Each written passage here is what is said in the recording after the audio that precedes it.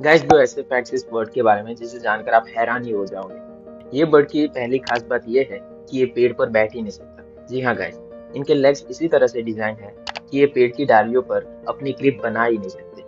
और क्योंकि ये पेड़ पर अपनी ग्रिप बना नहीं सकते, इसलिए इनका घोंसला भी जमीन पर ही बनता है। और गाइस, इस बर्ड की दूसरी खास बात ये है कि इनका घोंसले को देखकर वहाँ के लोकल आदिवासी बारिश कितनी होने वाली है इसका भी अंदाजा लगा सकते हैं। अगर ये बर्ड अपना घोंसला हाई एल्टीट्यूड वाली जगह पर बनाते हैं तो इसका मतलब ये होता है कि इस साल ज्यादा बारिश होने वाली है, और अगर लो एल्टीट्यूड पे बनाते हैं तो इसका मतलब इस साल कम बारिश होगी। और ये बहुत ही ज्यादा एक्यूरेट भी होता है। तो गाइस, ऐसे ही और अमेजिंग वीडियोस के लिए चैनल को सब्सक्राइब करना मत भूलिएगा।